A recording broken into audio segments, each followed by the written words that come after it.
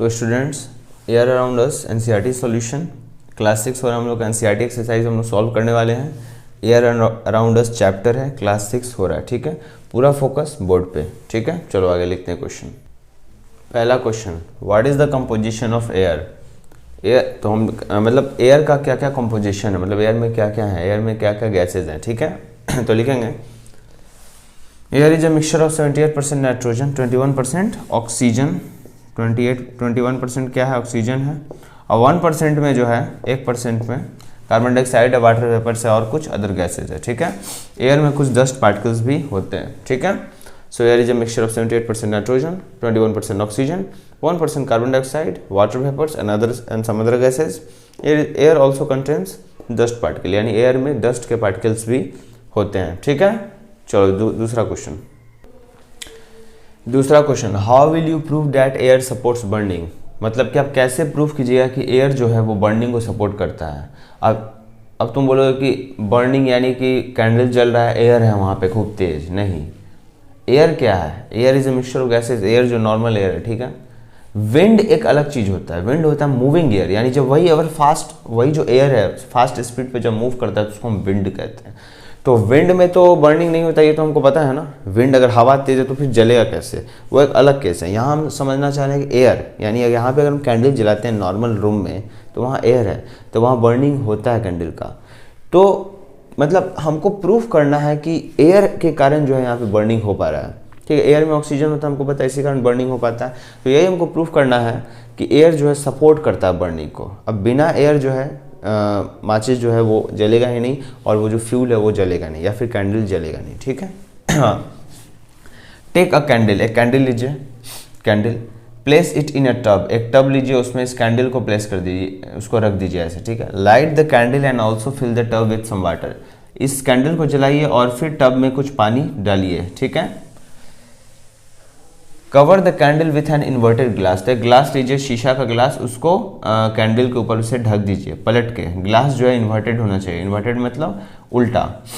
You will find that the candle blows out after burning for some time and the water level inside the inverted glass rises up to some extent, ठीक है। तो जैसे ही आप inverted glass रखिएगा, यानी कि उल्टा जो ग्लास है कैंडल के ऊपर रखिएगा, तो आप देखिएगा कि कुछ समय बाद जो कैंडल है वो बुझ जाएगा और ग्लास के अंदर जो पानी का लेवल है वो थोड़ा ऊपर चढ़ जाएगा। यानी अगर ग्लास के लेवल मतलब ग्लास के यहाँ पे पानी था ग्लास के बगल में, तो ये जो थोड़ा ऊपर चढ़ेगा, पानी यहाँ तक थोड़ा चढ़ेगा, ठीक है। अब देखो ऐसा क्यों हो रहा है, इसको समझना होगा। The component oxygen of air inside the glass is used up in burning, ठीक है। तो अंदर क्या था समझो, द कॉम्पोनेंट ऑक्सीजन यानी एयर का क्या, एयर में जो ऑक्सीजन गैस है वो अभी ग्लास में था, ठीक है। ग्लास में था तो बर्निंग हो पा रहा था, समझ रहे हो ना। ये कैंडल है, यहाँ ग्लास है, ठीक है, वो ढका हुआ है। तो एयर इस ग्लास के अंदर, कैंडल और यहाँ ग्लास के अंदर क्या है, ऑक्सीजन है।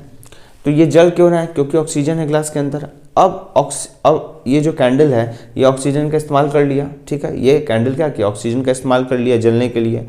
जब जल गया तो क्या हुआ, ऑक्सीजन वहाँ से खत्म, यूज हो गया, ठीक है। तो फिर क्या होगा, therefore water occupies that space. तो ऑक्सीजन जब खत्म, ऑक्सीजन जो था यहाँ पे ग्लास में, जो भी ऑक्सीजन यहाँ पे था, ये जब खत्म हो गया तो कुछ तो जगह क्या होगा, छेकना होगा ना किसी को। एक अगर मान के चलो यहाँ से हम इसको हटा दिए तो किसी को तो यहाँ आना होगा ना। अगर यहाँ का एयर हम हटा दिए तो दूसरा एयर तो आएगा ना। ठीक उसी प्रकार जब ऑक्सीजन यहाँ से निकल गया, यूज हो गया, तो किसी को तो आना होगा ना जगह छेकने के लिए। तो कौन आया, वाटर आया, इसलिए वाटर का लेवल कुछ बढ़ गया, ठीक है। अब ऐसा नहीं है पूरा कैंडल तक छू लिया, नहीं, थोड़ा लेवल जो है बढ़ जाता है ऊपर, ठीक है। तो यही एक्सपेरिमेंट जो है प्रूफ करता है कि एयर जो है वो बर्निंग को सपोर्ट करता है, ठीक है। ये हो गया क्वेश्चन नंबर 3। क्वेश्चन नंबर 4 की ओर बढ़ते हैं। चलो आगे देखो, how will you show that air is dissolved in water.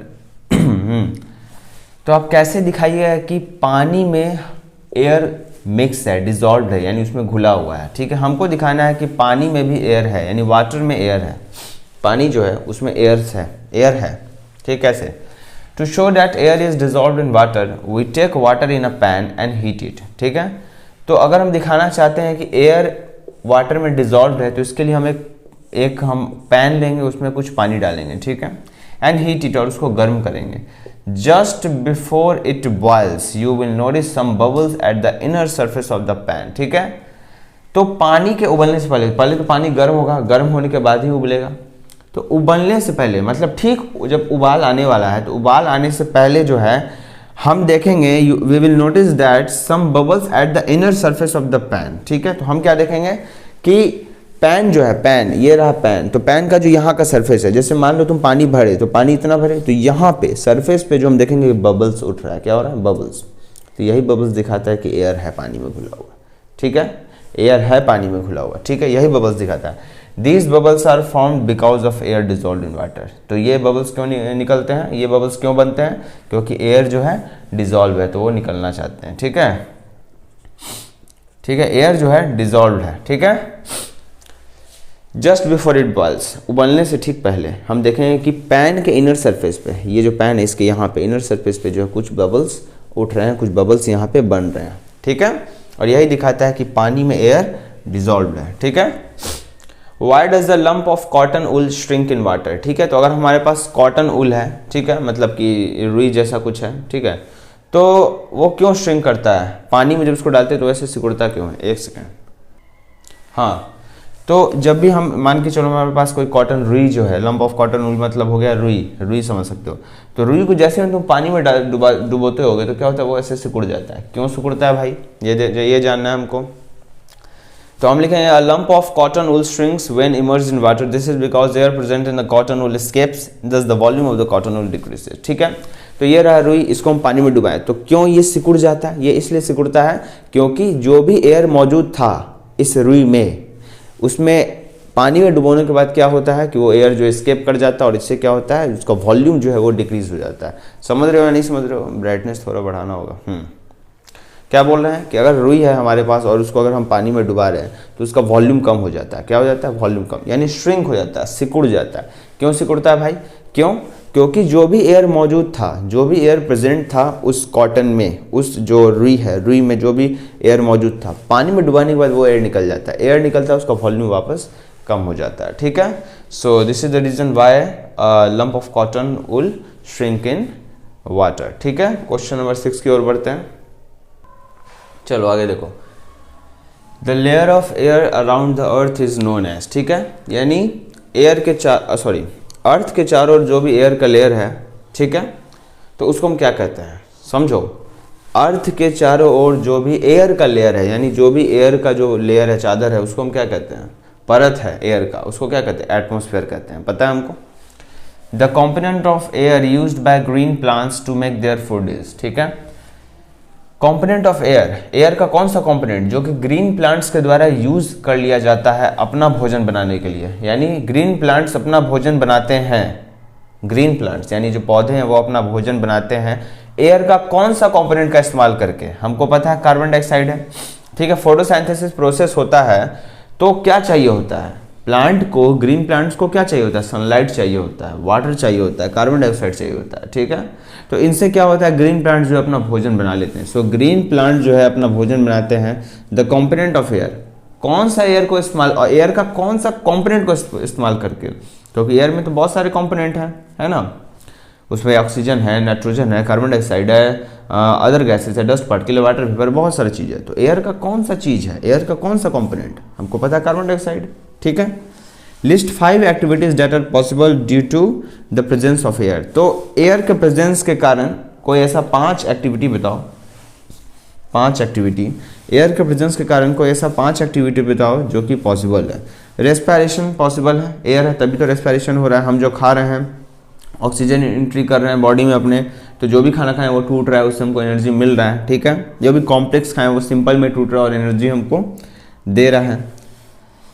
Photosynthesis process हो रहा है, एयर है, एयर में कार्बन डाइऑक्साइड है, फोटोसिंथेसिस प्रोसेस ग्रीन प्लांट्स करता है, तभी हो पा रहा है फोटोसिंथेसिस प्रोसेस जबकि एयर में कार्बन डाइऑक्साइड प्रेजेंट है।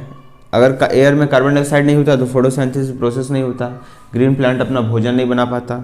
फोटोसिंथेसिस प्रोसेस क्या है? प्लांट अपना जब भोजन बनाता है तो उसी प्रोसेस को हम क्या कहते हैं? फोटोसिंथेसिस प्रोसेस कहते हैं। बर्निंग, कोई चीज़ जल रहा है, क्यों जल रहा है? एयर है तभी जल रहा है। अभी हम पिछला एग्जांपल दिखाए थे, जैसे ही ग्लास रख देते हैं बुझ जाता है, क्यों? क्योंकि वहाँ पे एयर खत्म, एयर खत्म तो वहाँ कार्बन डाइऑक्साइड है। हम ये भी जानते हैं कि कार्बन डाइऑक्साइड कहीं पे है तो सपोर्ट नहीं करेगा बर्निंग में, ठीक है। तो एयर में ऑक्सीजन है तो बर्निंग भी हो पा रहा है, तो ये भी तीसरा कारण हुआ। मूवमेंट ऑफ सेलिंग याच, याच क्या होता है, नाव जो होता है, कहीं नाव जा रहा है तो उस पर एक वो लगा रहता है, क्या कहते हैं उसको, पाल कहते हैं, पाल, हाँ पाल ही कहते हैं। तो जब उस पर हवा का जो फोर्स लगता है तो वो अपना मूवमेंट जो है कर सकता है, इधर उधर डायरेक्शन बदल सकता है। तो सेलिंग याच मतलब होता है जो नाव चल रहा है एक जगह से दूसरी जगह जा रहा है। ग्लाइडर्स जो होता है जो ऐसे ग्लाइड करता है माउंटेन से दूर दूर ऐसे। पैराशूट्स हम समझते हैं, एरोप्लेन्स हम समझते हैं। ये सब किसके कारण हो पा रहा है, एयर है तभी तो, एयर है तभी तो ये सब चल पा रहा है, काम कर रहा है। जनरेशन ऑफ इलेक्ट्रिसिटी, एयर के कारण जो है विंड मिल्स काम करता है, बड़ा बड़ा विंड मिल्स होता है, ठीक है। तो उसमें बड़ा बड़ा पंखा लगा रहता है जो कि एयर जब जाके उससे टकराता है, जो होता है विंड का जो पंखा, विंड फैन, तो उससे टकराता है तो वो घूमता है, तो मोटर घूमता है, रोटर घूमता है, तो उससे डायनमो से उससे इलेक्ट्रिसिटी जनरेट होता है, ठीक है। तो इलेक्ट्रिसिटी भी बनता है बाय विंड मिल्स के द्वारा। तो विंड मिल्स भी तभी काम करेगा जब एयर है, जब एयर ही नहीं तो विंड मिल्स, यानी विंड एयर नहीं तो विंड नहीं, विंड नहीं तो विंड का मिल क्या काम करेगा, सोच के देखो, समझ रहे हो ना। एयर मूव करेगा तभी तो जाके पंखा को हिट करेगा, घुमाएगा, तभी तो इलेक्ट्रिसिटी बनेगा, है ना। सो ये 5 एक्टिविटीज़ है जो कि पॉसिबल तभी हो पाते हैं जबकि एयर प्रेजेंट होता है। तो यही बस हो गया, और क्या। क्वेश्चन नंबर 8 हो गया। क्वेश्चन नंबर 9 के ऊपर लास्ट क्वेश्चन देखो। How do plants and animals help each other in exchange of gases in the atmosphere, ठीक है। सो प्लांट्स और एनिमल्स कैसे एक दूसरे का मदद करते हैं जिससे कि उनमें एक्सचेंज हो सके गैसेस का, ठीक है। रुक जाओ, थोड़ा क्वेश्चन हम गड़बड़ पढ़ दिए। How do plants and animals help each other in exchange of gases in the atmosphere. तो प्लांट और एनिमल्स कैसे मदद करते हैं एक दूसरे का जिससे कि एटमॉस्फेयर में एक गैसेस का एक्सचेंज हो सके, ठीक है। हाँ क्वेश्चन सही था, ठीक था।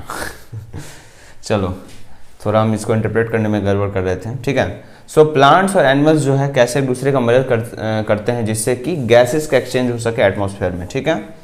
सो plants utilise carbon dioxide present in the atmosphere for the process of photosynthesis. So plant जो है कार्बन डाइऑक्साइड का इस्तेमाल करता है फोटोसिंथेसिस प्रोसेस के लिए। कार्बन डाइऑक्साइड कहाँ है, एयर में है, बिल्कुल। They release oxygen in the atmosphere. तो प्लांट जब कार्बन डाइऑक्साइड का इस्तेमाल करता है, कार्बन डाइऑक्साइड को यूज करता है फोटोसिंथेसिस प्रोसेस के लिए, तो उसके बाद क्या होता है, ऑक्सीजन रिलीज होता है। प्लांट्स के द्वारा ऑक्सीजन रिलीज हुआ, कार्बन डाइऑक्साइड लिया, ऑक्सीजन दिया, कौन, plant. This oxygen is inhaled bye humans and in turn carbon dioxide is exhaled. तो ये जो ऑक्सीजन जो हमें प्लांट से मिला, तो ये ह्यूमंस के द्वारा और एनिमल्स के द्वारा जो है ये इनहेल किया जाता है। इनहेल मतलब सांस लिया जाता है, और जैसे हम सांस लेते हैं तो मुंह से क्या छोड़ते हैं, कार्बन डाइऑक्साइड छोड़ते हैं, गर्म हवा जो रहता है हमारा, उसके साथ वाटर वेपर भी रहता है कुछ। सो कार्बन डाइऑक्साइड जो है वो एक्सहेल्ड होता है, यानी निकलता है बाहर। तो फिर ये कार्बन डाइऑक्साइड गया, फिर ये प्लांट यूज करेगा, फूड बनाएगा, ऑक्सीजन देगा, फिर वो ऑक्सीजन हम इस्तेमाल करेंगे, फिर ये कार्बन डाइऑक्साइड निकलेगा। तो ये जो है एक दूसरे पे हम लोग इंटरडिपेंडेंट हैं, और इससे क्या हो रहा है, गैसेस का एक्सचेंज हो पा रहा है एटमॉस्फेयर में, ठीक है। In this way, plants and animals help each other in exchange of gases in the atmosphere. ठीक है। Question number 9 completed. Air around us NCERT solution class 6 complete हो चुका है। अब हम लोग चलेंगे garbage and garbage out, garbage in and garbage out, ठीक है। गार्बेज मतलब होता है कचरा, ठीक है। अब क्या क्या मेथड होता है, ठीक है, मतलब क्या क्या प्रोसेस है गार्बेज को अंदर रखने का, मतलब उसके बारे में पूरी अच्छे से हम लोग पढ़ेंगे, ठीक है। तो क्या करना होगा, चैनल को सब्सक्राइब, ठीक है, लाइक करना होगा वीडियो को, और इसको शेयर करना होगा, ठीक है। और गार्बेज आउट पढ़ने के लिए क्या करना होगा, बने रहना होगा चैनल पे, ठीक है। चलो, जय हिंद।